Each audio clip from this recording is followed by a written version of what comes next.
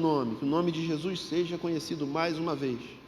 É minha oração no nome de Jesus. Amém e amém. O texto é uma continuação do capítulo 14. No capítulo 14, Jesus entra para comer na casa de pecadores. Depois ele tem um encontro e fala da parábola da grande ceia, que ele fala, uma parábola incrível, fala que Deus preparou um grande banquete. Ele está batendo nos judeus e chamou muitos convidados, e os convidados começaram a dar desculpas. Uns não podiam ir porque tinham comprado propriedades, outros não podiam ir porque tinham comprado bois, e um terceiro grupo não podia ir porque tinha se casado. Então todos abriram mão de estar na ceia. E aí o cara da ceia, o dono da festa, o próprio Deus, né? Fala: saiam pelos caminhos e atalhos e tragam coxos, cegos, aleijados e mancos e façam minha casa ficar cheia. E aí os discípulos vão, fazem isso e a casa se enche. E aí o dono da festa fala: aqueles que foram convidados e não entraram, eles vão ficar de fora. Então Jesus estava falando claramente para os judeus. Eles receberam um chamado e eles menosprezaram. Eles foram um povo para quem Deus se revelou e eles desprezaram esse convite. Muito parecido com o que tem acontecido com a igreja nesses últimos tempos. Muita gente se desconectando, muita gente abandonando a comunhão, abandonando a congregação, abandonando o chamado de Deus. Muito semelhante. Então o que Jesus disse há 2000 anos atrás para o povo de chamado dele, que era o povo judeu, hoje a gente olha para a igreja como um todo e a gente vê que tem muita gente firme em Jesus, mas tem muita gente que balangou, muita gente que desviou, muita gente que esmoreceu no meio da caminhada por conta de tudo que viveu. E aí Jesus está puxando a orelha dos judeus. Ele passa o capítulo inteiro anterior puxando a orelha. No início desse capítulo, os judeus apertam ele de novo. E ele vai dar um puxão de orelha mais incisivo, que são essas histórias que ele acaba de contar. Ele usa essas 3 parábolas de Lucas 15 para falar sobre a sua própria missão, para quem ele veio. Por que ele entrava na casa do coxo, do humilde, do simples? Porque quem era sábio e culto tinha aberto mão dele. Os judeus que conheciam a Deus não o aceitaram como Messias. E ele veio primeiro para os judeus, veio para o que era o seu, e os seus não o receberam. Mas a todos quantos o receberam, deu-lhes o poder de serem feitos filhos de Deus. E a palavra do Evangelho, no prólogo, na introdução do Evangelho de João, já diz isso. Que ele veio para o seu povo, mas o seu povo abriu mão dele. Seu povo se perdeu, então ele virou para um outro povo. Mas dos perdidos de Israel, ele resgatou a muitos, porque todos os apóstolos eram judeus. Então todos os apóstolos deram ouvidos à mensagem de Jesus e se renderam. Mas muitos dos judeus não se renderam, tanto que crucificaram o próprio Jesus. Então o texto fala de gente que se perde, da possibilidade de se estar perdido no tempo chamado hoje, e fala do tempo dele também. Eu vi um vídeo, irmão, hoje à tarde, uma história incrível, talvez uma das histórias mais incríveis da aviação mundial. Depois eu vou botar o link. Eu quase decidi passar esse vídeo na introdução do sermão, mas é um vídeo de 20 minutos, não dá para passar aqui numa introdução de sermão.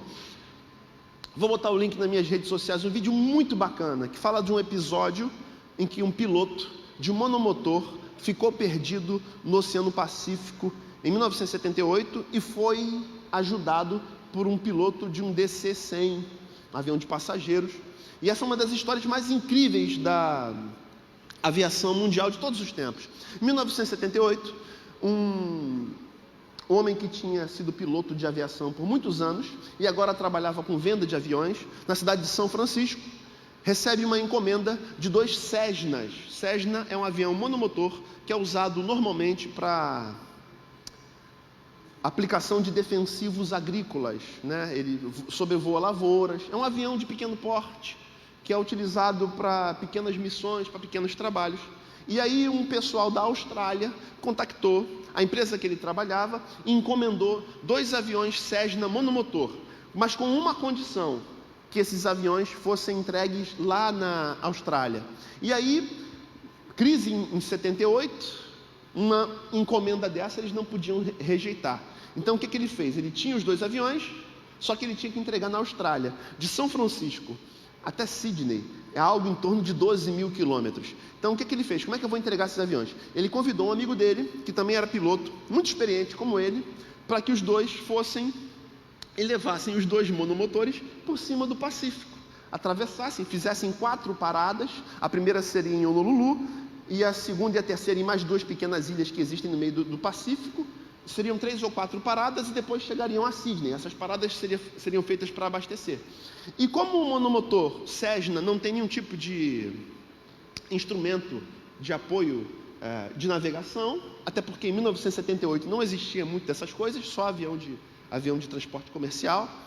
Até o GPS, que é muito usado hoje, a gente tem GPS no Waze, no Google Maps. Hoje a gente, para onde vai, a gente liga o Waze e ele nos leva, a gente liga o navegador e ele nos leva, né? Hoje o GPS é uma coisa que é muito natural, mas só começou a ser usado efetivamente na aviação nos meados da década de 90, até então não tinha. Então esses dois, querendo vender os 2 Cessnas para a Austrália, resolveram atravessar o Pacífico de monomotor. E como eles não tinham instrumento de navegação, eles colaram com fita adesiva um instrumento de radionavegação em cima do painel. E aí eles se orientavam pelo rádio, pelas ondas de rádio, se alinhavam lá as ondas de rádio, as antenas de rádio, e navegavam por ela. Ou se navegava assim, ou se navegava ainda na época com aquele aparelho sextante, que você observava as estrelas e se orientava pelas estrelas e navegava. Era algo comum. E assim eles foram. Ele resolveu chamar um amigo, que os dois passariam sobre o Pacífico, um do lado do outro. E se o equipamento de um desse ruim, o outro serviria para orientar. E aí em dupla seria mais segura a viagem. E eles foram, e foram muito bem. Chegaram a Honolulu, fizeram a primeira parada, depois saíram, foram para a segunda parada, terceira parada, na quarta e última parada, eles pararam, reabasteceram, e quando foram decolar, um deles se acidentou, o avião saiu da pista e ele se acidentou. Ele já tinha saído, ele voltou, foi lá, ajudou um amigo que não se machucou, mas o avião não teve mais como continuar. E aí ele falou, então vamos abortar a missão. Aí o amigo falou, não, cara, continua. A gente já não vai conseguir entregar um. Se não entregar os 2, a gente vai ter prejuízo. Vai e entrega pelo menos um. E ele decide ir. Fazia a última perna sozinho. E ele foi. E ele decolou e voou por mais ou menos 15 horas, orientado pela radiofrequência, a partir de uma antena de rádio, ZY, não sei o que antigamente as transmissões de AM e de FM se falava o prefixo da frequência para você saber onde é que estava a antena, era algo muito comum, a partir de telecom.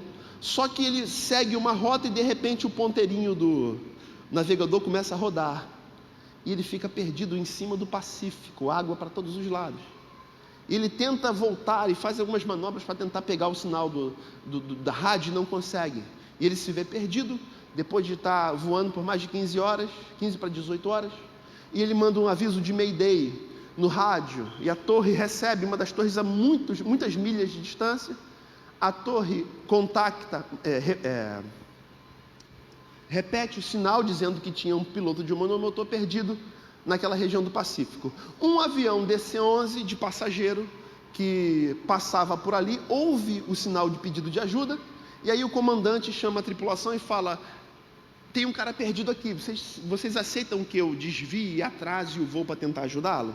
Eles aceitaram. Então ele abre o rádio para todos os passageiros, tinha 80 passageiros no voo, e ele fala, só, tem um piloto de monomotor perdido aqui, e se ninguém ajudar, provavelmente ele vai cair e vai morrer. Vocês aceitam que eu atrase a viagem para tentar ajudar o cara? E aí os passageiros todos aceitam. E aí ele começa a caçar o cara. E os passageiros todos olhando pela janela tentando caçar o cara. 80 passageiros, junto com um piloto, 1978, de um DC-100, tentando achar um monomotor em cima do Pacífico. E é uma história incrível. Porque ele fica falando com a torre, e a torre manda rádio, e depois ele consegue contactar com o cara. E ele começa a orientar o cara. Ele fala, cara, você está vendo o sol? Tô. Ele está, qual a distância do sol até a água? Aí ele fala, tem mais ou menos 2 palmos. E aí esse piloto do DC-100 mede, e ele percebe que ele tinha menos palmos a distância do DC-100 para a água. E ele fala, pô, então você está a sudoeste de mim. Já sei que você não está do lado de cá. Então fica dando volta no ar que eu vou tentar fazer um quadrante para a gente ver se a gente cruza os rádios e eu consigo te localizar. E aí o cara fica dando volta, o do aviãozinho, por 3 horas. e ele diminui a mistura, bota mais ar do que combustível, e o avião grande fica fazendo o quadrante para tentar localizar, e os passageiros todos olhando pela janela, tentando identificar o cara, e a tarde caindo, o sol baixando, a noite chegando, e depois de tentar, ele percebe que já não tinha conseguido localizar o cara, ele não sabia mais o que fazer. Chegando o fim da tarde, ele faz contato de novo pelo rádio, ele diz: fecha a sua mão, aponta o bico do avião para o sol e mede quantos dedos tem entre o sol e a água. Aí ele faz isso. Tem 4 dedos. Aí o piloto do avião mede, tem 2. Então você deve estar mais ou menos a tantas milhas de mim, porque você está de tal lado. E ele vai tentando tudo que vem à mente, porque o cara, se acabasse de combustível, ele ia tentar fazer um pouso forçado na água e ia morrer, porque não tem como encontrar um cara no meio do Pacífico. E começa uma angústia dentro do avião, os passageiros tudo olhando pela janela, torcendo para encontrar o cara. A viagem já tinha atrasado umas 2 horas, a noite caindo, o cara sentado num cockpit de um avião monomotor. Ele já tinha mais ou menos ali umas 20 horas de viagem, sem dormir, e na expectativa de chegar em algum lugar e não chegava. E por último, a partir dessa orientação, ele fala: cara, então, já que você está na direção do sol, pega a rota tal, e vai nessa direção, vai direto, que você deve chegar numa ilha, você vai chegar num lugar onde tem aeroporto. E ele pega, como última saída, ele viaja 3 horas, esperando achar uma luz, que fosse a pista para ele pousar. E depois de 3 horas, ele vê uma luzinha, ele fica feliz. E quando vai chegando perto da luzinha, ele percebe que não era terra, era um cargueiro que estava passando no meio do oceano. E aí ele faz contato com a torre. A torre tenta de toda maneira encontrar esse cargueiro e consegue fazer contato. Aí o cargueiro passa as coordenadas, ele recebe as coordenadas, ele percebe que ainda estava horas de distância do aeroporto e que ele não sabia se ia ter combustível para chegar, mas ele vira o avião na direção das coordenadas que o navio passou e ele vai. E a noite vai caindo, ele já não tinha mais como se orientar. E conforme a noite vai caindo, ele já estava 23 horas voando, e o pessoal do outro avião tentando ajudá-lo também. Ele vê uma luzinha, e dessa vez era o aeroporto. E ele olha, o ponteirinho do combustível já estava praticamente no zero. Ele desce, e quando ele toca o chão, o combustível acaba. Se ele ficasse mais 5 minutos no ar, ele cairia. E ele consegue parar, e ele faz contato com um outro avião DC-100, dizendo que tinha chegado. Quando ele faz contato, o piloto, explosão de alegria, os passageiros todos, e ele retoma sua rota e faz o seu voo, chega onde tinha que chegar. Eles se atrasam 4 ou 5 horas, mas todos estão felizes, porque salvaram uma vida. É uma história, talvez a história mais incrível da aviação civil. E esse piloto é muito condecorado. Ele recebe a medalha do grau máximo de misericórdia de alguém que fez um esforço enorme para salvar uma vida. E é uma história que fica para os anais, fica para a história da aviação civil como o episódio mais incrível de alguém que se esforçou para buscar o perdido, de alguém que se esforçou para que tudo voltasse ao normal, para encontrar alguém que se perdeu. E a alegria. Depois fizeram um filme sobre esse episódio. E o filme, eles sempre dramatizam um pouco mais. E no filme há um encontro de um piloto com o outro. Na vida real isso não aconteceu, mas no filme o avião, ao invés de ir para o seu destino, ele volta para o mesmo aeroporto, e eles se encontram ali e se abraçam, e todo mundo se abraça. Foi uma dramatização, mas a história é verídica e real. Da alegria que tomou conta de um piloto, de toda a tripulação, de todos os passageiros de um voo, que abriram mão de seu tempo, que abriram mão viveram a angústia para salvar alguém que se perdeu. Esse texto fala um pouquinho disso. Esse texto, Jesus fala dos porquês da vinda dele. Esse texto que a gente leu é Jesus tentando explicar isso. Porque os fariseus, os mestres da lei, os doutores, os escribas não conseguiam compreender como é que um rabino tão inteligente, como é que um homem que era instrumento de salvação e de cura para tanta gente, era capaz de entrar em casas tão simples e de lidar com pessoas tão humildes, e de virar e de fazer desses o seu foco. Eles perguntam e Jesus vem contando-lhes a história. E a história começa E o texto é essa indagação, é a resposta de Jesus. E é uma resposta muito mais para a eternidade, para todas as gerações, do que apenas para aquela geração. Por que Jesus veio?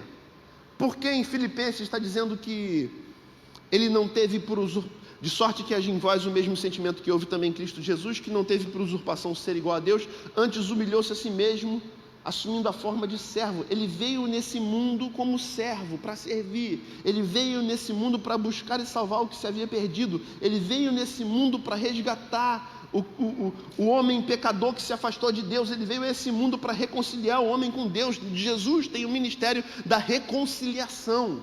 Ele trouxe Deus para a humanidade e levou o homem de volta para Deus. Esse texto fala por que Jesus veio. E esse texto fala de quais perdidos ele veio buscar. E Jesus, essa história é dividida em quatro partes, porque fica muito claro os 4 tipos de perdidos que existem no mundo e que Jesus veio buscá-los.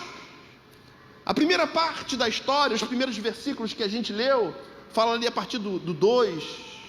Jesus conta a primeira história, 3, 4.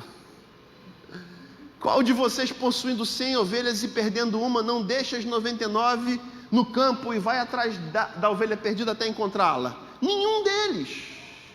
Porque no contexto de então, os pastores, já falamos sobre isso aqui, pegavam as ovelhas, caminhavam por um bom tempo até chegar num pasto verdejante que era longe dos centros urbanos.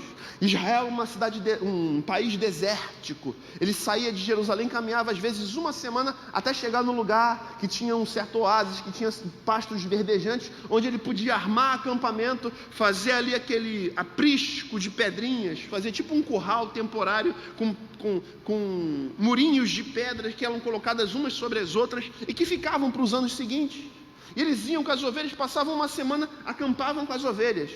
E na volta, depois de ficar algum tempo ali pastando e engordando as ovelhas, eles voltavam e passavam pelo deserto e chegavam em casa. As contagens eram feitas na chegada no aprisco e na chegada no curral, na chegada na cidade. Quando chega na cidade, você tinha 100 ovelhas, contou 99, eles não iam voltar para uma viagem de uma semana para buscar a que se perdeu. Por quê? Porque era perigoso. Porque no caminho tinha chacais, tinha hienas, tinha escorpiões, tinha serpentes. Era uma trajetória extremamente perigosa de se fazer sozinho. Os pastores andavam em bandos, com cães, e com uns se protegendo, uns ajudando os outros. Um pastor que perdia uma ovelha, deixava perdida e ficava com as 99. Jesus está falando que ele veio contra a lógica. A vinda dele nesse mundo é contra a lógica. E ele vem buscar exatamente essa ovelha que se perdeu nessa trajetória do deserto. Porque entre a cidade e o aprisco, entre a cidade e o lugar de pasto, entre a cidade e os pastos verdejantes, há um deserto. E esse deserto, ele está falando do tempo de dificuldade que a gente atravessa nesse mundo. Dessas estações da vida que as coisas dão errado. Nesse tempo que tudo que a gente vê é sequidão, em que nada acontece. Nesse tempo de perigos e de serpentes e de escorpiões. E de bichos. E de tudo que o mundo oferece de mal. Por amor de Cristo, somos expostos à morte. Enfrentamos os perigos da vida. A nossa trajetória cotidiana, somos acometidos de dores. Às vezes emocionais. De desesperanças, de tristezas, de solidões, de angústias. Às vezes isso entra no nosso coração. E às vezes isso entra no nosso coração tão somente porque a gente está vivo. Porque faz parte da vida passar por estações assim. A estação desemprego, a estação doença, a estação crise familiar, a estação problema na família. Passar por essas crises faz parte da vida. Jesus com suas ovelhas, indo para um lado e para o outro, às vezes passava pelas regiões desérticas. E às vezes, nas regiões desérticas, algumas de suas ovelhas se perdiam. E é uma alegoria muito clara para o que pode acontecer comigo e contigo, sendo acometido das dores, das preocupações, das angústias, dos medos que esses trajetos trazem a nós, situações de dores, situações angustiantes, situações de gente da família internado, doente, situações de luta contra enfermidades, de luta contra vícios, de luta para permanecer casado, de luta para que o filho não desgarre, de luta para ter o que comer, para botar o pão sobre a mesa. Essas situações todas nos fazem mal, e para alguns de nós são extremamente nocivas. De vez em quando se perde alguém. Por quê? Por causa dos desertos da vida, cara. E a gente ouve histórias de dores, irmãos, toda semana. E eu evito ficar falando aqui para não entristecer o coração de vocês. Mas a gente que pastoreia, a gente está diante disso todo dia, cara. Das notícias ruins, das pessoas pelas quais a gente precisa orar, das pessoas pelas quais a gente precisa clamar, das pessoas com as quais a gente só precisa chorar junto, porque agora é só um consolo, porque se chegou no momento do consolo. Se alegrar com os que se alegram e chorar com os que choram. E a gente às vezes simplesmente chora. Por quê? Porque viver, passar às vezes por esse momento, cara. Esses momentos são inertes à vida, fazem parte da vida. E é possível que nesse momento de dor você se perca.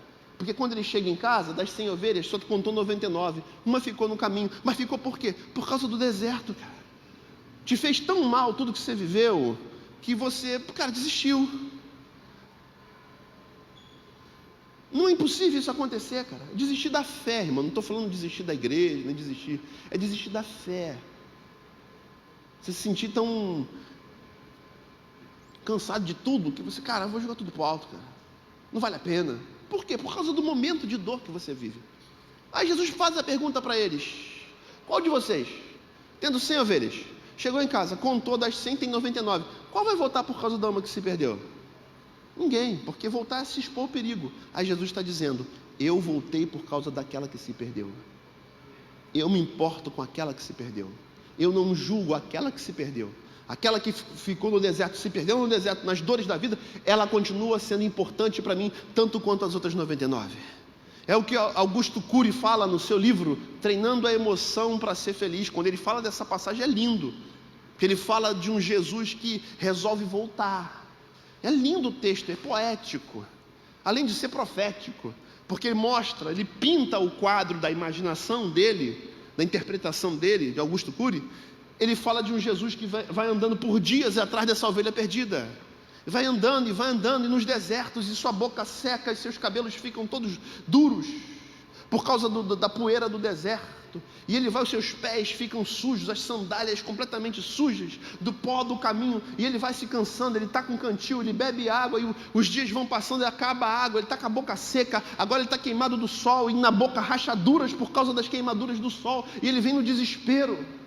Fala de um Jesus que sofreu dores para encontrar o perdido, e quando encontra, diz o texto, vai atrás da ovelha perdida até encontrá-la. 5.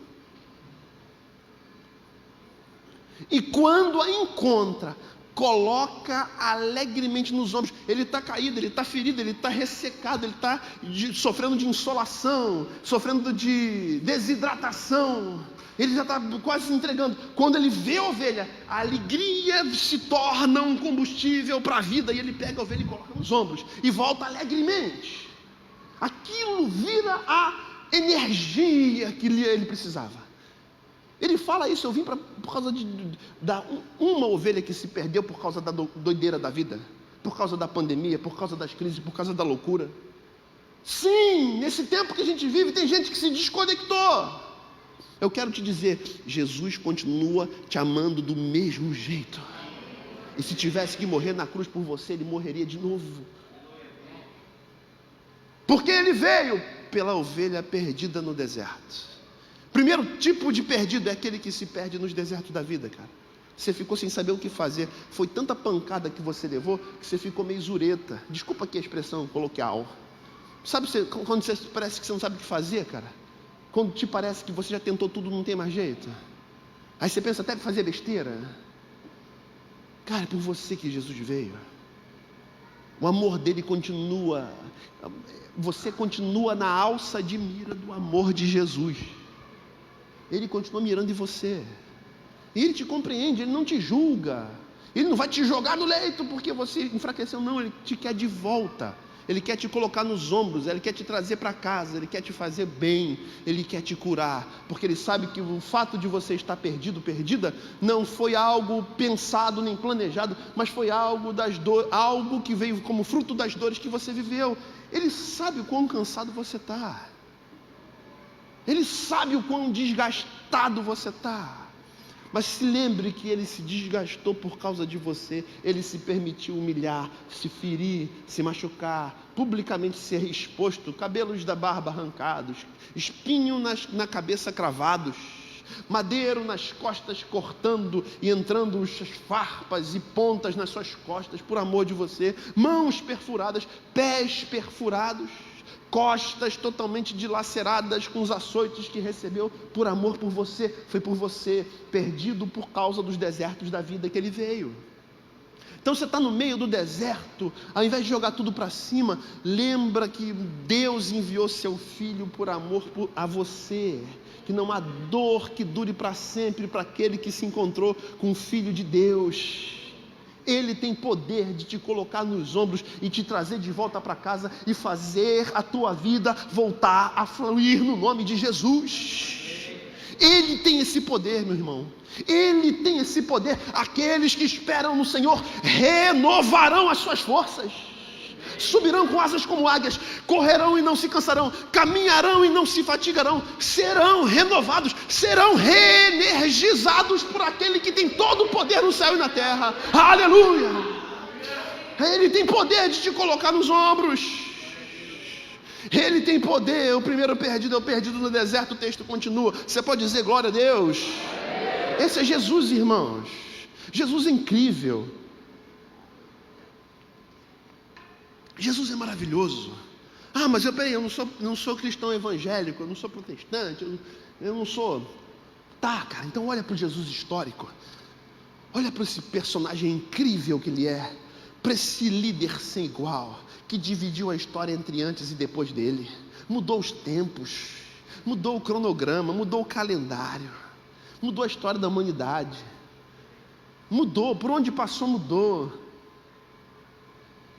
O Evangelho se tomou os 4 cantos, a mensagem foi pregada no mundo inteiro. A Bíblia é o livro mais traduzido, mais lido, mais ouvido, mais visto em toda a história da humanidade, mais vendido do mundo. Não tem como negar que é diferente, cara. Um ser especial. O próprio Augusto Cury, quando foi ler a Bíblia para ver realmente quem era Jesus, ele fica, se converteu lendo a Bíblia sozinho, irmãos.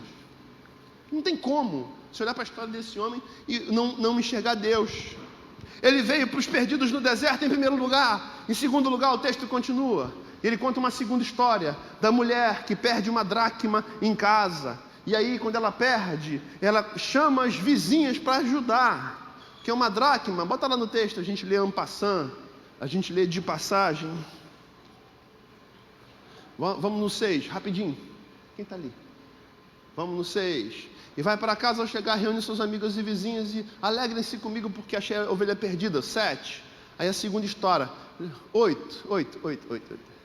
Ou qual é a mulher que, possuindo 10 dracmas e perdendo uma delas, não acende a candeia, varre a casa e procura atentamente até encontrá-la?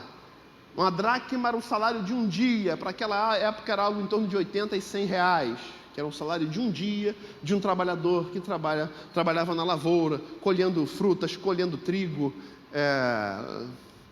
colhendo tâmaras, colhendo azeitonas, prensando azeitonas. Era o salário de um dia de um trabalhador que trabalhava na lavoura. Lavoura era uma das principais atividades fim de Israel da época. Então era bem remunerado para aquela época. Então 10 dracmas, e perdendo uma, chama a galera para procurar uma dracma, aproximadamente o salário de um dia, entre 80 e 100 reais. Você perder algo valioso. Qual é a mulher que, perdendo uma dracma, não acende a luz, não varre a casa toda? Um dia eu saí com o Davi para a gente tomar um sorvete ali na Mário Guimarães. Tem um lugar que tem um sorvete ali que é bonzão, irmão. Esqueci o nome, mas é bom. É ali perto daquele outro lugar ali que é bom também. O japonês bonzão. É do lado do japonês bonzão que abriu ali em Nova Iguaçu. Japa Joe. Tem o Japa Joe. Cara, melhor japa de Nova Iguaçu. E embaixo tem um negócio de um sorvete. É o melhor sorvete de Nova Iguaçu, irmão. Então, já pacote completo. Come japa, toma sorvete. De vez em quando eu pego o Davi, a gente faz uma corrida de bike. A gente anda 6 km de bike, irmão. Queima muita caloria. A gente toma um sorvete, repõe todas as calorias que queimou. E a gente vai ali tomar um sorvete, né? E a gente vai no final da tarde, assim, às 5h30. Terminou o expediente, vamos dar uma volta. A gente pega a bicicleta e vai, vrau. E a gente vai. Aí lá eu meço, aqui tem um negócio no relógio que mede 3,5 km, chegamos lá no negócio. Vamos tomar um sorvete que seja mais tranquilo ali, o de pistache, ou então o de fruta. Aí a gente toma. A gente foi tomar o sorvete, tomamos sorvete, irmão. Pensa no sorvete, aleluia. Terminou o sorvete, viemos embora, irmão. Pegamos a bike e voltamos. Eu andei tipo assim uns 500 metros. Quando eu boto a mão no bolso, cadê o celular, irmão? Ficou em cima da mesa do sorvete. Irmão, pensa no The Flash, naquela bicicleta. Pensa no Usain Bolt, irmão. Pensa no César Cielo, né? Eu botei a mão e falei, Jesus da glória, meu S10, Jesus Cristo. Não vou... Davi, vamos, o que foi, pai? Quando ele falou, o que foi, pai? Eu já estava longe, irmão. Sabe quando você vai pedalando em pé assim? De carro, Jesus da glória, não faz isso comigo não. Eu fiz assim, irmão, 1 quilômetro, eu fiz tipo assim uns 2 minutos, acho que até menos, cara. Voado no meio dos carros, meio desesperado. E tem aquela minha buzininha da bicicleta.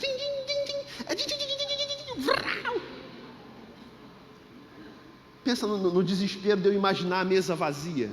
E eu não quero, meu Deus do céu. Irmão, eu parei com a bicicleta. Quando eu olhei, estava lá o celular em cima da mesa, irmão, em Nova Iguaçu, irmão. Meu S10, eu falei, aleluia, Jesus. Aí eu peguei, irmão. Me desculpa de ter te abandonado. Aí voltei. Tá o Davi com um zoião desse tamanho, sem entender nada, parado com a bicicleta. Pai, o que aconteceu, pai? Eu falei, filho, eu perdi o celular, mas eu achei. Pai. Minha mãe ia ficar bolada. Eu falei, eu sei, filho. Eu também ia ficar bolado. Aí fome, irmão. Pensa na alegria de encontrar um treco que tu perdeu, cara. Aí você perde as coisas em casa e você nunca mais acha. Quando você vai procurar uma outra coisa, você acha que você tinha perdido, que você procurou e não achou. É sempre assim. Algo de valor perdido em casa, algo de valor perdido num lugar acessível, mas você perdeu. A mulher perdeu a nota de 100 em casa e está revirando tudo para achar. Aquela nota que você bota na roupa e você esqueceu que estava no bolso. Aí 6 meses depois você vai vestir a calça e você bota a calça. Quando você mete a mão no bolso, irmão, tem aquela nota que você pensa, deve ser de R$2. Quando você puxa, tem uma onça, nota de 50. Irmão, é uma alegria assim. Aleluia.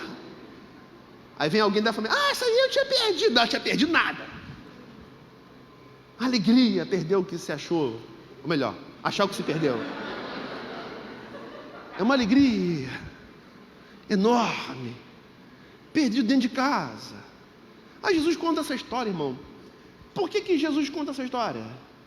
Porque tem algo de valor perdido dentro de casa. Não está perdido lá de fora. Está perdido dentro, cara. Algo de muito valor perdido dentro da casa de Jesus, que não está sendo útil para nada, está escondido, tem que botar luz, ele acende a candeia, acende o lampião, bota lá em cima para iluminar, para achar, porque se estiver no escuro ele fica escondido. É o crente camuflado, irmão. É o crente 007, né? É o crente espião, é o crente James Bond, é o crente que é o Rambo 2, você não sabe o que é isso, né? É do século passado, da década de 80. O Rambo ali, quando ele no Rambo 2, não sei se era o Rambo 2 ou se era o Rambo 1, que ele ficava dentro do lodo, e aí foram atrás dele, procurando ele, não consegue achar, aparece só o zoinho dele abrindo, irmão, no meio do barro. Quantos lembram dessa cena aqui, ó, os velhos, ó. Abre só os olhinhos assim, ele sai do meio do barro e pega o cara. Ele está lá camuflado. Crente Rambo, irmão. É o crente camuflado. Está dentro de casa, mas ele não aparece, cara. Ele está sumido. Ele tem um valor enorme. Ele sabe ensinar. Ele sabe cantar. Ele sabe cuidar. Ele já esteve à frente de muitos projetos na igreja de Jesus, em um monte de lugar. Ele serviu, ele louvou, ele recebeu, ele evangelizou, ele fortaleceu o fraco, ele ensinou o novo, ele preparou, ele trouxe para a igreja, ele cuidou de gente, ele fez tanta coisa, mas ele hoje está perdido. Está escondido, camuflado, no escuro. Enquanto a obra de Deus sofre, irmão. Aí Jesus fala assim, ó. Grande é a seara. Jesus falando para os apóstolos, para os líderes da igreja. Jesus falando para os pastores. Grande é a seara, poucos são os obreiros. Rogai, pois, ao Senhor da seara que envie mais obreiros. É o que Jesus fala. A obra de Deus é grande. Poucos são os obreiros, os voluntários dispostos a servir, cara. Vão lá e chama-se pessoal, puxa a orelha deles. Não, Jesus não fala isso. Sabe o que Jesus ensina para nós líderes de times, nós pastores? Não é para ir lá e ficar, vem, quem quer servir, quem quer servir? Não. Roguem ao Senhor da seara. Rogai, pois, ao Senhor da seara para que envie meus obreiros. Então o papel do pastor não é, quem quer servir no louvor, precisamos de professores, precisamos de voluntários, precisamos de... Não tem que ficar fazendo isso, irmão. Eu tenho que rogar ao Senhor da seara. Senhor, precisamos de obreiros. Aí o que o Senhor da seara faz? Vai lá e fala no teu coração. Ó, a obra de Deus está precisando. Você está aí, ó, eu estou contigo um tempão. Não estou te pedindo nada em troca, porque tudo que eu faço na tua vida é de graça. Minha obra está precisando de gente, você aí pode ajudar e está aí na obsolescência. Para não falar não vou usar um termo chulo. Então, o que está acontecendo no nosso meio? Irmão, a gente está no sanhaço. Poucos professores, aí fica Vivi totalmente sobrecarregada, Josi que chegou um dia desse sobrecarregada, as professoras sobrecarregadas. Ah, pastor, não estou aguentando porque a gente está em toda escala. Quantos cultos você assiste por mês, Vivi? Deve assistir 1 ou 2. Um culto ela assiste por mês. Nossa igreja tem diversos cultos. Trabalhar longe, mas cara, está servindo, segurou uma pandemia inteira a liderança de crianças. De gente que dá disposição, e aí chega no dia, não vou poder ir hoje não. Aí ele fica, caraca, tem alguém que pode? Não pode, então vai vivificando. Louvor, mesma coisa. Pandemia, um monte de gente desgarrou, irmão. Cadê? Carolzinha está aí, não? Quantas pessoas a gente tem no time de louvor? Não, pessoas assim no geral, que está lá no time. 46. Quantas pessoas dão disponibilidade para servir hoje em dia? 26. De 46, 26 dão disponibilidade. 20 não estão nem aí, irmão. Não vou falar isso, não vou julgar. A gente vive um tempo bem difícil. Retiro o que eu disse. Mas desses 20 que tem, os 10 muquirana tem, irmão. Tem. Eu vou ficar aqui, pelo amor de Deus, vamos servir a Deus. Não, irmão. Sabe o que eu vou fazer? Eu vou rogar ao Senhor da seara. Senhor, envia mais obreiros. Aí tem gente que chegou na igreja 1, 2 meses, 3 meses, está servindo aqui, está servindo ali. Aí vem você que é o quarto tipo de perdido, depois a gente vai falar, que fica de biquinho do lado de fora. E fulano chegou agora, já está ali, junto com a pastora, só para ela está subindo lá em cima, eu nunca subi. Aí fica esse nhenhenhé. Irmão, vai se converter, pelo amor de Jesus, cara. Eu vou rogar ao Senhor da seara. Senhor, envia mais obreiros. Aí sabe o que Deus faz? Ele fala no teu coração. Aí sabe o que tem acontecido? Tem gente chegando até nós, pastor, Deus está me cobrando. Gente chegando assim, irmãos, pastor, Deus está falando comigo que eu preciso ser voluntário para servir na casa dele. Pastor, Deus está falando, é assim que Deus faz, irmão. Não é o pastor ficar puxando na orelha. Eu passo para ele, a igreja é dele, cara. Chegam as nossas lutas aqui para manter a igreja aberta, para honrar as contas da igreja, para poder, assim, as dificuldades de alguém que lidera uma igreja, que ainda trabalha fora, tem os 2 ofícios e lida com problemas toda semana. Acho que pela primeira vez tem uma semana que eu não fui num sepultamento, irmão. Essa semana, posso ouvir um glória a Deus? É motivo de muita celebração, você não tem noção, cara. E a gente vê, cara, está uma luta na igreja, por quê? Porque tem gente que se perdeu no deserto, faz parte, Jesus vai buscar. Tem um segundo grupo de gente que está perdido dentro de casa, cara. Aí Jesus fala, Qual é a dona de casa que, tendo perdido uma dracma, não acende a candeia e varre a casa inteira até achar? Irmão, vou trazer uma vassoura para o púlpito, irmão. Para você lembrar, vou trazer a vassoura aqui na ceia, em nome de Jesus. Vai ser o dia da vassoura do não sei das quantas lá. A gente vai vir de branco aqui os pastores. Brincadeira, irmão, brincadeira. Não vai parecer que eu tô. Não julgo igreja nenhuma. Não. Me desculpem. É bom que domingo que vem a ceia eu já peço perdão também na ceia. Às vezes eu falo umas besteiras. Às vezes, quase sempre. Me perdoe em nome de Jesus.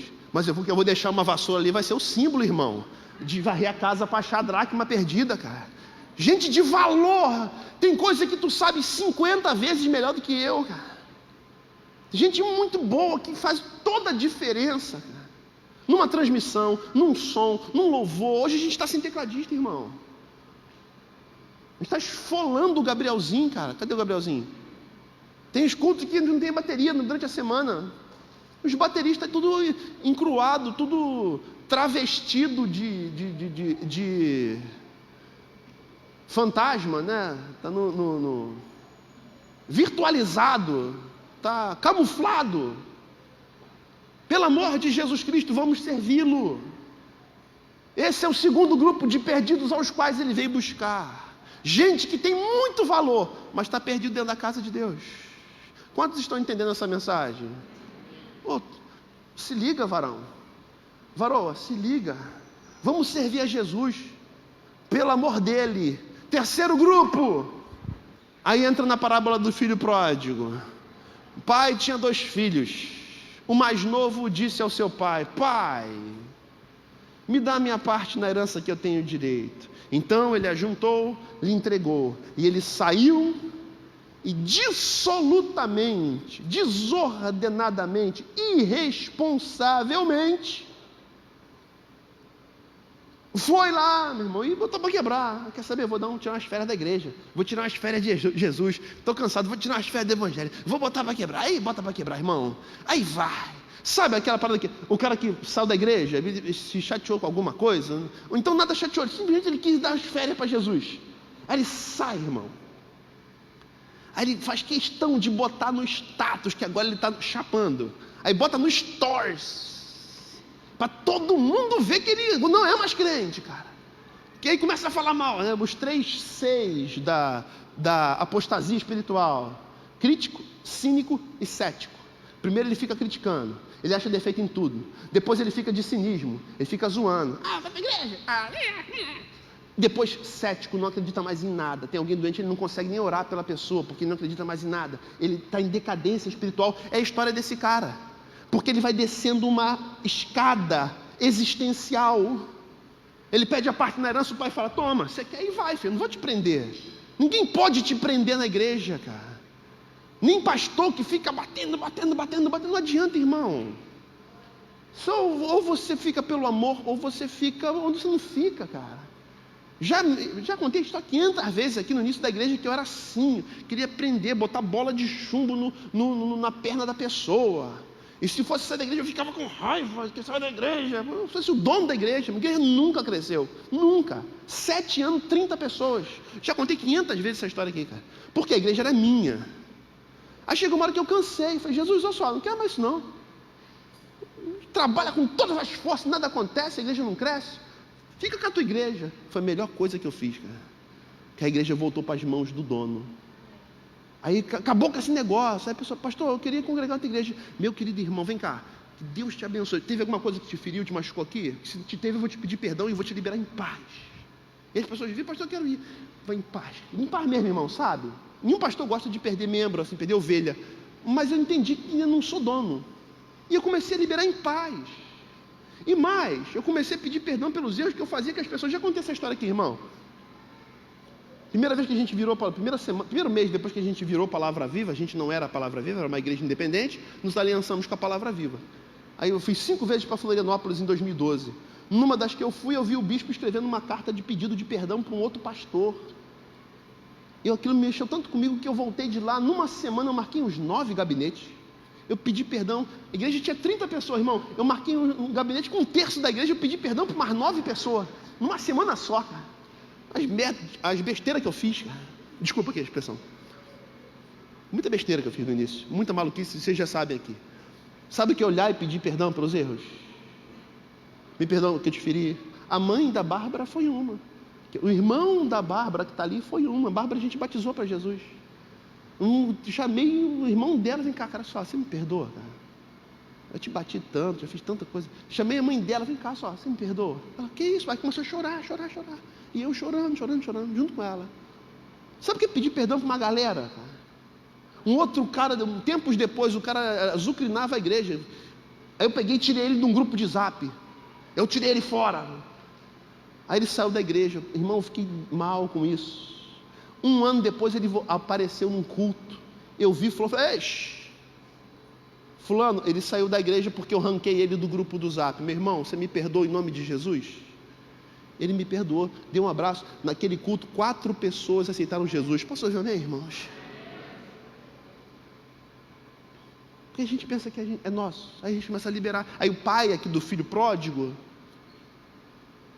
o filho fala, quero ir embora. Quero minha parte na herança. Toma. Sou teu dono não, cara. E o pai do filho pródigo simboliza Deus. E o filho pródigo simboliza a gente quando inventa besteira para fazer, que quer sair da igreja, bota a culpa em todo mundo e quando sai, bota no stories, que todo mundo sabe que eu estou fora. E começa a tacar pedra. E está no stories e manda as mensagens subliminares para poder falar do líder da igreja, do pastor da igreja. E manda. Irmão, isso só faz mal para você, cara, porque os dedos teclam do que o coração está cheio. 1 de Armando, capítulo 1, versículo 3. A tradução do evangelho que diz que a boca fala do que o coração está cheio.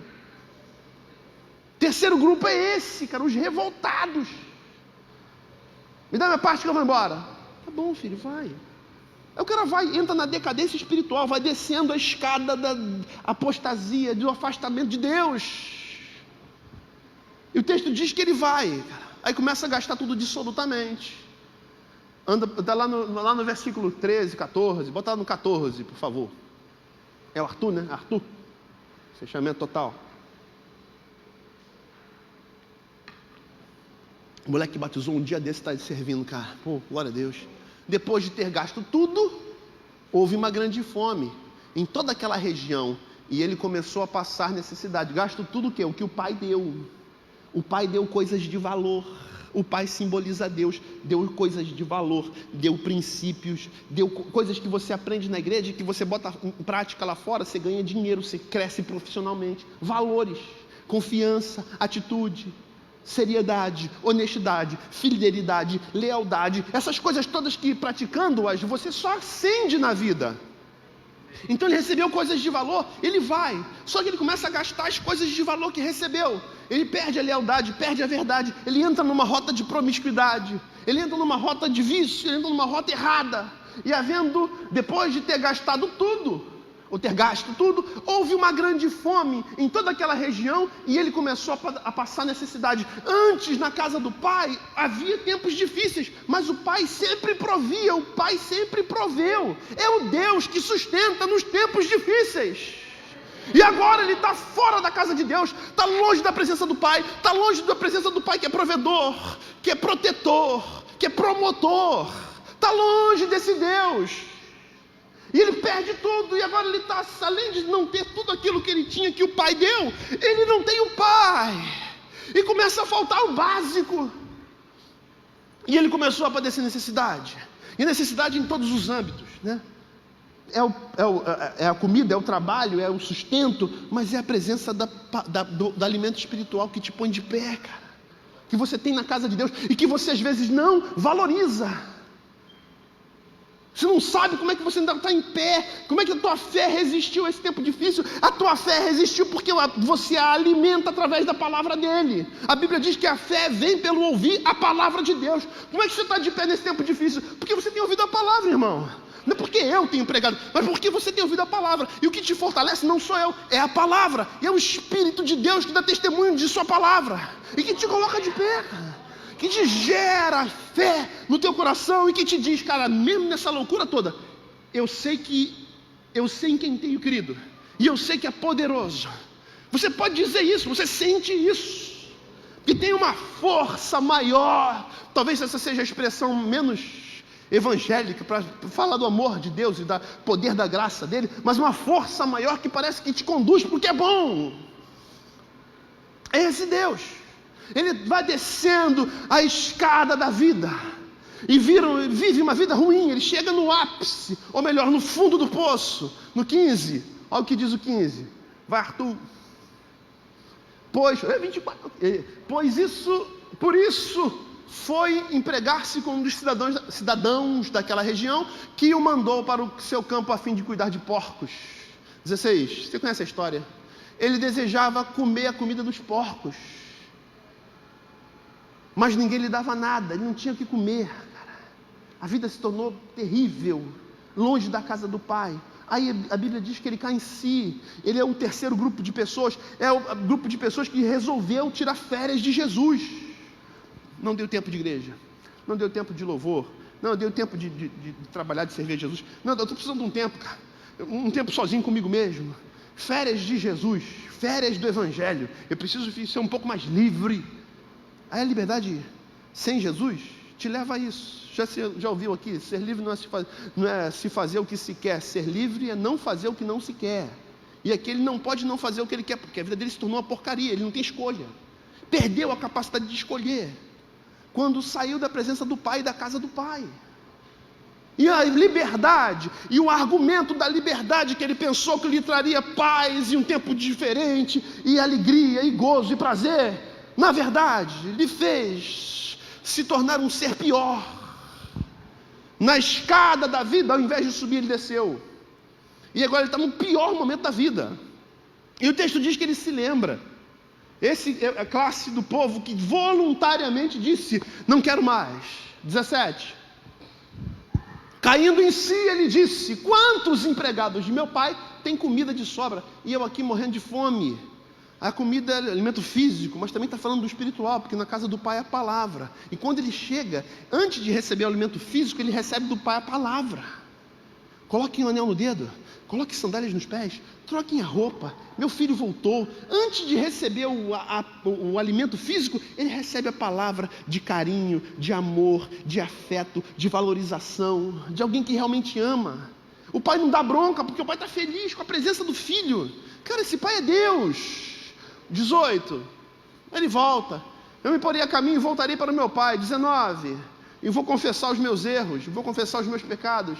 Não sou mais digno de ser chamado teu filho, faça como um dos teus servos, um dos teus empregados. Eu quero voltar a servir na casa do meu pai. Não é só fome de pão, é fome de servir o próximo.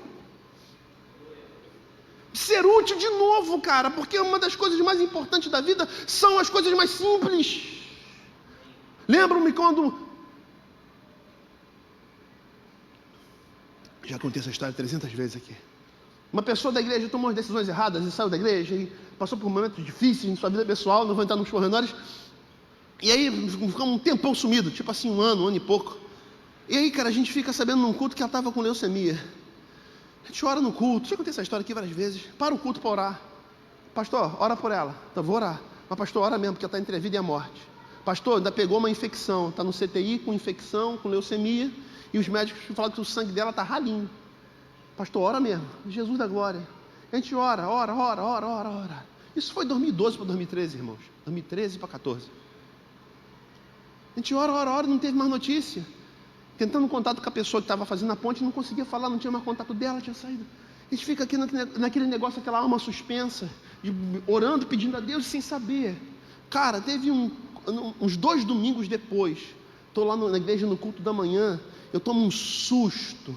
Quando a pessoa chega na porta da igreja, cara, você está entre a vida e a morte. Ela vira para mim e fala, pastor, ela faz 2 perguntas. Quando é a próxima ceia? Eu falei, filha, é domingo que vem. Posso participar? Pode, filha.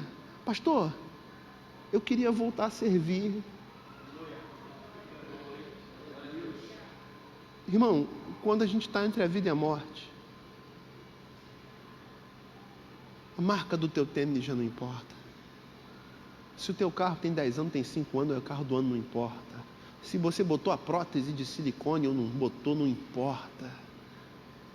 Quando você fica entre a vida e a morte, irmão, as coisas que mais têm valor é você sentar com quem você ama e servir as pessoas que você ama. Ontem, depois de acho que mais de um ano que eu não sentava para almoçar com os meus pais, cara, eles tomaram a vacina. Ontem eu falei: pai, eu vou fazer um churrasco pro senhor, pai. Não estou podendo não, eu vou comprar a picanha mais cara que tiver naquele açougue, pai, que eu vou fazer um churrasco pro senhor. Pô, filho, eu vou cortar o seu cabelo, pai. Pô, filho, ele fica feliz que eu corto, porque passa a máquina no cabelo dele, irmão. Ele falou: pô, eu estou mais de um ano sem ir no barbeiro. Meu pai falando: você vai cortar meu cabelo, filho? Corta, pai. Eu passo a máquina dele, eu faço os caminhos de rato, irmão. Mas a máquina, passa a máquina inteira lá e não tem problema. Aí fui lá, fiz o churrasco pro meu pai, cara. Irmão, eu fiz o churrasco. Eu sentei na mesa com eles, cara. Eu fiquei olhando para eles, meu olho encheu d'água. Aí depois eu passei a máquina no cabelo do velho. Pensa na alegria, irmão. Acabou o almoço, sobrou umas carnes lá. Ele levaram eles em casa à noite. Pai, leva essas carnes para tu comer amanhã, pai. Mãe, bota no micro-ondas lá e acende que vai dar um caldo na moral. Que o churrasco do dia seguinte também é bom, pai. Então leva tudo, pai. E meu pai feliz. Cara, servir os meus pais, poder cortar um pedaço de carne e botar no prato do pai. Irmão, isso é um dos maiores prazeres da vida, cara. Sentar com a família à mesa, isso é um dos maiores prazeres da vida, irmãos. O Rei da Glória abriu mão da sua majestade e veio a esse mundo na forma de servo. Na última semana de vida, ele chamou os discípulos, ele tirou aquela roupa dele, botou uma toalha, botou um balde, botou uma cadeira, fez um por um sentar e molhou a toalha que ele estava vestido, ele molhava ali na água e limpava, tirava o preto do pé. Pedro falou: tu não vai fazer isso comigo mesmo, tu é o Senhor, tu é o Deus Criador, mas tu vai lavar uma perna. Se eu não lavar, não tem parte contigo. Entenda que eu estou fazendo isso para que vocês façam isso com os outros. O Deus encarnado, Filho de Deus nesse mundo, veio e serviu. Serviu o próximo. Essa menina está até hoje na nossa igreja, irmãos. Depois do tratamento da leucemia, os médicos falaram: não consegui me entender até hoje. Como é que você demora para recuperou? Vai ter que terminar o tratamento todo, mesmo estando sem nada, mas vai ter que cumprir o protocolo. A gente não está entendendo, mas vai ter que cumprir. Aí antes de sair, ela caiu na besteira de falar para o médico: mas meu sonho é ter filho. E pode esquecer que o tratamento que você fez, quimioterapia, tudo que você fez, você não tem chance nenhuma de ter filho. Irmãos, eu apresentei o filhinho dela nessa igreja. E ela serve a Jesus nessa igreja até hoje. Serve. E você vê o amor dela por servir. As semanas atrás: pastor, quero abrir um connect aqui em casa. Eu falei: caraca, um monte de gente com medo de fazer connect, e ela querendo evangelizar, abrindo o lar dela. Aí a gente ouve esse negócio, a gente é renovado, desculpa, irmão, a gente é renovado pelo desejo de servir, mesmo estando cansado, mesmo estando exausto emocionalmente de tudo que a gente viveu esse ano. Vamos servir, porque tem mais pessoas que precisam conhecer esse Jesus. Por que o filho voltou? Ele tomou a decisão de fazer coisa errada. Quando ele volta, ele quer servir. Ele quer voltar a servir, cara. Porque é uma das coisas mais simples, cara. Jesus disse em Mateus 25: vinde bendito de meu Pai, tomai por herança o reino que tem preparado desde antes da fundação do mundo. Porque tive fome, me deste de comer. Tive sede, me deste de beber. Tive nu e me vestiste. Estive preso, me visitaste. Os discípulos vão falar: mas quando, Senhor, que nós fizemos isso? Nós nunca te visitamos preso. Nós nunca te cobrimos quando o Senhor estava nu. Você nunca teve fome para a gente poder te dar de comer. Quando é que a gente fez isso? Aí Jesus disse: quando vocês fizeram isso a um desses pequeninos em meu nome, a mim fizeste. Quando você serve na igreja, meu irmão, entenda que você está servindo a Jesus. Entenda. Mas é uma... Não, eu estou aqui tecnicamente tocando o meu violão, tocando a guitarra, eu estou aqui tecnicamente fazendo os acordes, fazendo o solo com delay, que está bonito pra caraca hoje, irmão. Um louvor lindo. Eu estou desempenhando a função artística e musical, a qual eu estudei. Cara, eu estou contribuindo. Tá levando as pessoas a adorarem, está servindo a Jesus. O tempo vai passar e isso fica marcado, você leva isso para a glória. A Bíblia fala das boas obras. Nós não fomos salvos pelas obras, mas fomos salvos para as boas obras, e elas vão significar recompensa naquele grande e glorioso dia. A salvação é pela graça, mas a recompensa que a Bíblia chama de galardão é eterno. Por isso que Jesus diz com todas as letras: não ajunteis tesouros na terra, onde a traça e a ferrugem consomem. Ajunteis tesouros no céu, onde nada disso pode consumir. Ele está falando de um investimento para a vida eterna. Está falando que é errado construir patrimônio, buscar coisas nesse mundo? Não, mas está falando num investimento que é para além, transcende esse tempo e que fica na eternidade. Gente que a gente batalhou para ganhar para Jesus, a gente pregou, que a gente evangelizou, que a gente aconselhou, casamentos que a gente aconselhou, novos que a gente ensinou, que o fruto do teu trabalho, você vai ver o fruto do teu trabalho e vai se alegrar. Não é apenas o trabalho secular, mas o trabalho na igreja. Isso tem um valor enorme, enorme. Aí ele volta: Pai, errei. O céu não é um lugar de gente perfeita. O céu é um lugar de pecadores arrependidos que decidiram crer no amor do Pai. Pai, pequei, cara, já metade do caminho andado, ele reconheceu. Não me chama de filho, me faz um trabalhador, eu quero voltar a servir na tua casa.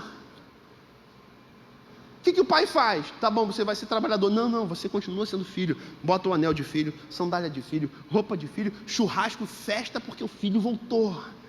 Deus não te trata como um empregado, Deus te trata como um filho amado. Amado. Quantos estão entendendo essa mensagem, irmãos? Caminhando para o fim. Terceiro tipo de pessoa é aquela que decidiu voluntariamente meter o pé.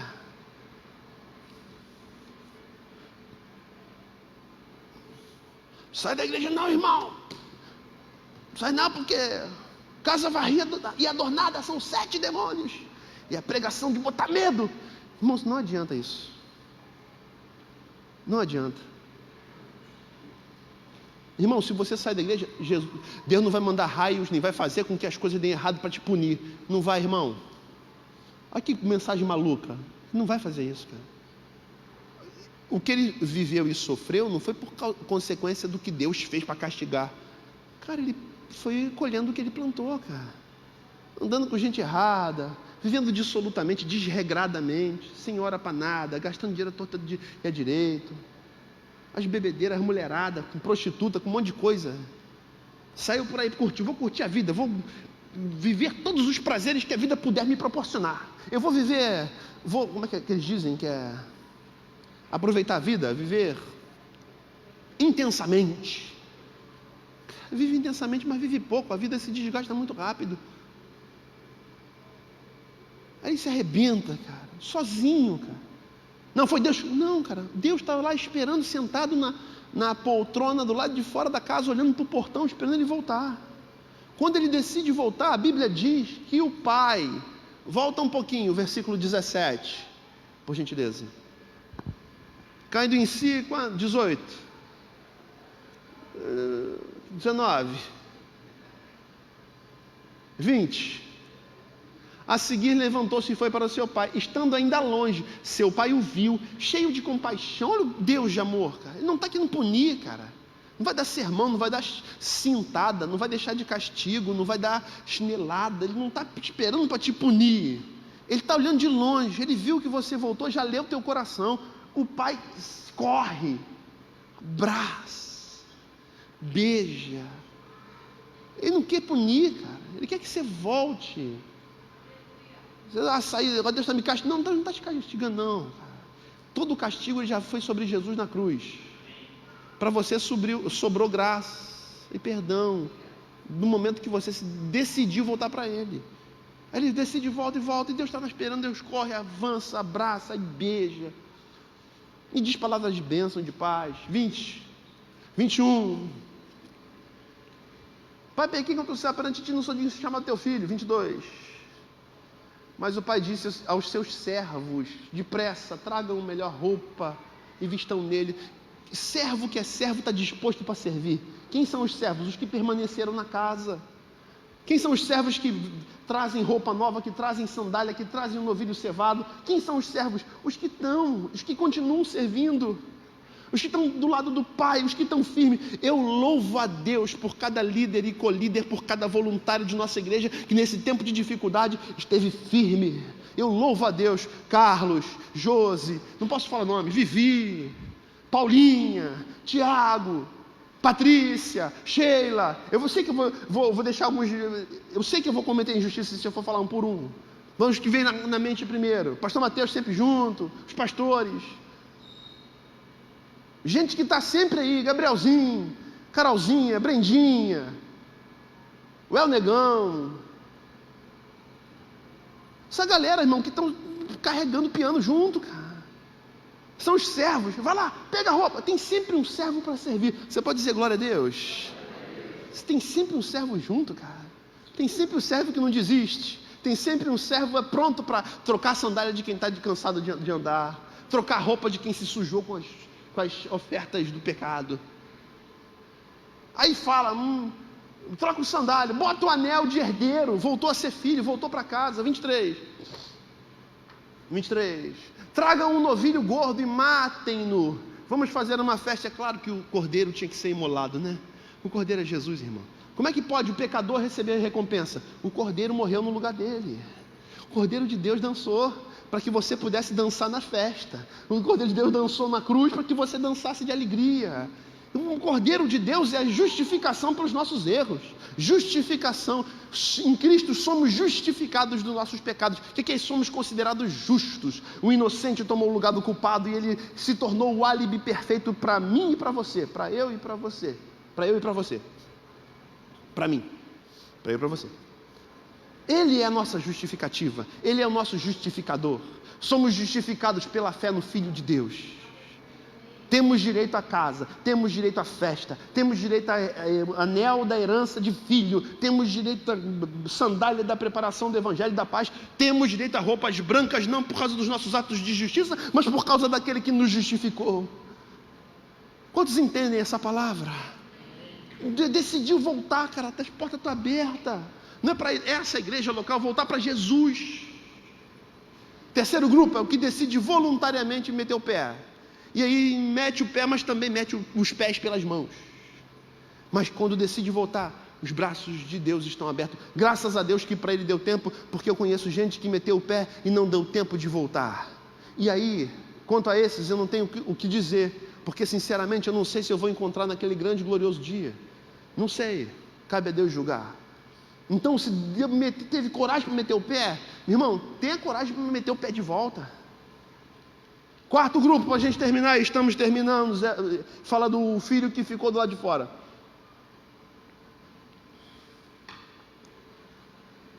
(24, 25). Enquanto isso, o filho mais velho estava no campo. Quando se aproximou da casa, ouviu a música. Se o pessoal do louvor quiser subir, pode subir. Já faz um guitarrinha aqui, está sem teclado.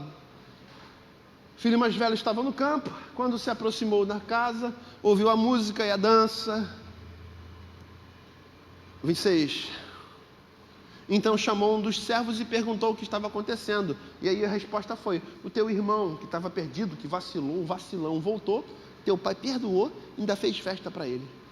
Aí ele se enche de ira e ele fala: não entro, não é justo. Eu estou aqui esse tempo todo, meu pai nunca fez uma festa para mim. Esse cara vai gastar o dinheiro do meu pai vivendo dissolutamente. Papai faz uma festa para ele, não aceito isso.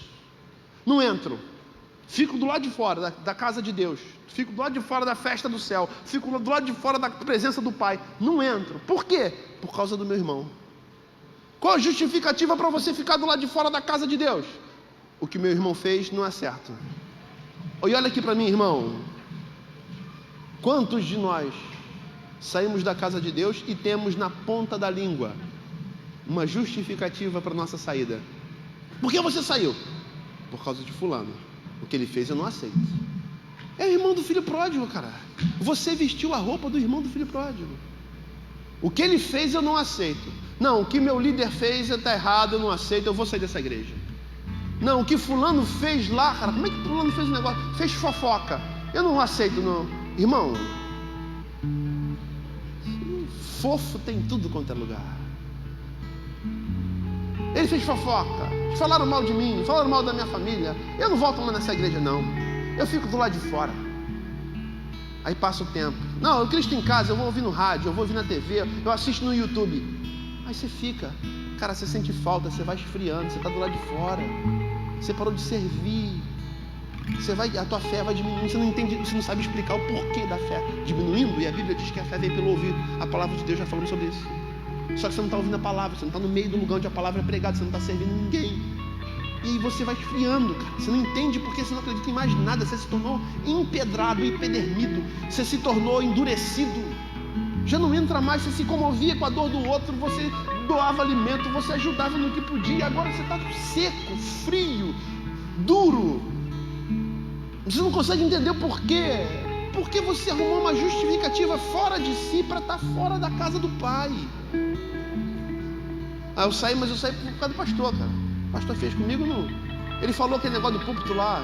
De vez em quando eu falo, eu erro, não sou perfeito. Não, foi por causa da... Eu saí do time por causa da Vivi. Tô usando aqui uns que eu sei que não acontece. De repente pode acontecer, mas eu sei que não acontece normalmente. Eu sei por causa da Vivi. Não, a Vivi... Eu sei por causa do Carlos, eu sei por causa da Carolzinha. Que é uma baixinha folgada. Desculpa aqui. Um doce. Vivi também. Carol e Brendinha também são um doce. Eu saí por causa do Tiagão. Pô, o Tiagão nunca briga com ninguém, que ele tá sempre de bem com a vida, cara. Tá sempre sorrindo, nunca viu que vai ficar chateado, cara. Pensa no pé dele, ele te trata com carinho. Você é duro com ele, ele te trata com mais carinho ainda, cara. Não consigo entender, não consigo entender esse cara, não. Você é por causa do Tiagão. Impossível sair da igreja por causa do Tiagão. É impossível. Mas fácil sair por causa do Jorge, que é fortão. Ele olhou pra mim, pensei que ele fosse me bater. Não, irmão, é que ele é assim mesmo. Você vai sempre arrumar uma justificativa. E eu não estou falando que você esteja errado, não. De repente ele errou, porque o filho pródigo errou. Fez um monte de besteira, gastou dinheiro do pai. E o filho tinha justificativa para achar aquilo uma injustiça. Só que na casa de Deus, se você se justificar pelas suas próprias forças, você está frito. Quem nos justifica é o Senhor. O dia que eu vier para cá achando que o Armando é o cara, eu estou frito. Achando que não, eu sou o melhor pai. Irmão, Deus levanta outro melhor do que eu em 2 tempos, mas muito rápido. Eu sei bem onde eu boto o meu chapéu, eu sei o quão dependente de Jesus todo dia, o dia todo eu sou. Se ele tirar a mão, irmão, a igreja fecha muito rápido. Se Jesus tirar a mão, o que será de nós, pastores, se Jesus tirar a mão? Misericórdia, cara, da nossa vida. Se eu entrar numa de justificação própria como irmão, não me deu o que é de direito, nunca me deu um cabrito. Se eu for servir as pessoas esperando alguma coisa em troca, nossa, o mais miserável do mundo e o mais frustrado. Caminho para a frustração é servir esperando alguma coisa em troca. E eu vou te dizer, nesses 2006, 15 anos de pastorado que a gente faz agora em dezembro, nos primeiros 5 anos eu me frustrei, me arregacei, desculpa a expressão. Fazia esperando. Caminho para o fracasso. Não espere nada, irmão. Tudo que você for fazer, faça para Jesus. A Bíblia fala isso. Faça para o Senhor. Vou louvar, vou levar a Jesus. Vou ensinar para Jesus. Eu vou servir para Jesus, cara. Não é para o pastor, nem para ser visto. Mas é para Jesus, é porque é o certo a se fazer. Aí o pai vai lá fora para falar com um cara que está com a ideia toda trocada, toda equivocada. Ah lá, o pai deu mais honra a ele do que a mim que estou aqui. Esse tempo todo, não vou ser dessa igreja. Aí vai o pai lá fora falar com ele. Seu irmão voltou, seu pai matou novilho gordo, porque recebeu seu salvo. 28. O quê? 28. O filho mais velho encheu-se de ira e não quis entrar. Então seu pai saiu. 4º tipo de pessoa que está perdido é o cara que está olhando sempre para o outro, cara. Se você ficar caçando defeito, irmão, vou te falar uma parada, você vai achar. Novos membros que estão vindo para cá, irmãos, não fica caçando muito defeito não, porque você vai achar sem caçar. Temos um monte de defeito. Eu tenho, de vez em quando eu escorrego aqui, de vez em quando eu erro, de vez em sempre. Eu tenho temor a Deus. A gente vive um casamento saudável. Minha família está na igreja. A gente vive para a igreja. Você sabe disso, você conhece a gente. Os mais antigos sabem tudo que a gente já abriu mão por causa do ministério. Mas a gente não é perfeito. Então, de boa, você que está vindo aqui na expectativa de se lembrar semana que vem, esperando... achei a igreja perfeita. Você está frito. A gente tem um monte de defeito. Só que a gente não fica olhando para eles o tempo inteiro. A gente olha porque é bom. O filho mais velho encheu-se de ira e não quis entrar. Então seu pai saiu e insistiu com ele. 29. Mas ele respondeu ao seu pai: olha, todos esses anos eu tenho trabalhado como um escravo ao teu serviço. Exagero, irmão. Pai cheio de amor. Quando a tua alma está má, se você está mal da alma, até Deus você não consegue lidar com ele. Você vê defeito até no pai, cara. Ele trabalha como escravo ao teu serviço. Nunca desobedeci as tuas ordens, mas tu nunca me deste um cabrito para eu festejar com os meus amigos. Vem esse teu filho, 30. Mas quando volta para casa, esse teu filho que esbanjou os teus bens com as prostitutas, matas uma, faz um churrasco para ele. 31. Aí disse o pai: meu filho, você está sempre comigo. Tudo que eu tenho é teu. Para o teu irmão eu dei a parte dele. A tua parte é tudo que eu tenho. Preciso dividir porque o que é meu é teu. Você come da minha mesa, você está na minha presença. Você está junto comigo, está olhando para quem errou. Olha para mim. Olha para mim. É justo a gente se alegrar pelo teu irmão que voltou, cara. Aprende a desenvolver um olhar positivo para a vida. Olha para as coisas boas. Não desenvolve essa ira no teu coração que só vai te levar, vai te fazer ficar down, vai te puxar para trás. Por isso que o Evangelho, irmão, Jesus diz, nos antigos estava escrito, lá na lei antiga, olho por olho, dente por dente, paga na mesma moeda. Eu, porém, vos digo, orai pelos que vos perseguem, bendizei os que vos maltratam. Fazendo isso, vocês se tornarão filhos do vosso Pai Celestial. Ter vivido um tempo profissional difícil, bem difícil. E às vezes eu tenho ouvido de pessoas falando: eu estou orando para esse cara cair, eu estou orando para esse cara cair, eu estou orando para esse cara cair. Gente que nunca falou de Deus está falando que agora está orando para o cara cair.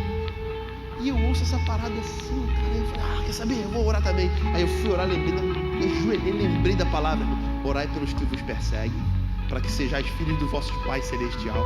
Irmão, deu vontade de fazer a oração da vingança, mas não deu, irmão, porque veio a palavra do Evangelho no coração. Senhor, abençoa fulano, dá paz na mente dele, Senhor. É difícil orar pelos que vos perseguem. Essa é a síntese do Evangelho, irmão. Não pagar mal com mal. Paga mal com bem. Está sendo perseguido, ora por essa pessoa, para que ele seja filho do teu Pai Celestial. Aí você encontra a paz, cara. Porque enquanto você inflama a ira, esse teu filho encheu-se de ira, esse teu filho fez tudo errado, você perdoa, como é que pode? Meu filho é o teu irmão. É justo a gente se alegrar. Como é que você vence o mal? Não pagando mal com mal, mas pagando mal com bem. Aí você não se contamina, porque a vingança transforma a vítima à imagem e semelhança do agressor. Te faz mal, você se torna igualzinho a ele, cara. O que te faz diferente? Não ser influenciado pelo mal que ele te fez.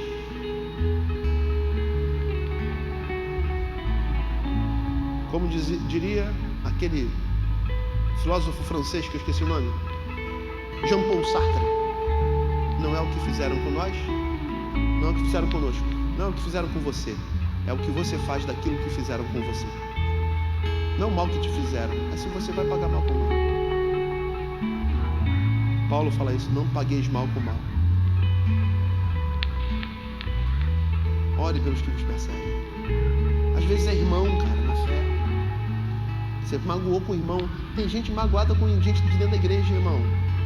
Olha que coisa de doido. Aqui tá os dois sendo filhos do mesmo pai, e um bolado com o outro. Dentro da igreja você bolado com o teu irmão. Não, mas porque eu fiz a sociedade deu errado. Não, porque ele me pediu um dinheiro e não pagou. Não, mas porque você vai ter tua justificativa. Mas eu quero te dizer que se você não consertar, cara, o problema vai ficar aí dentro. Meu filho, é hora de alegrar e não de chorar.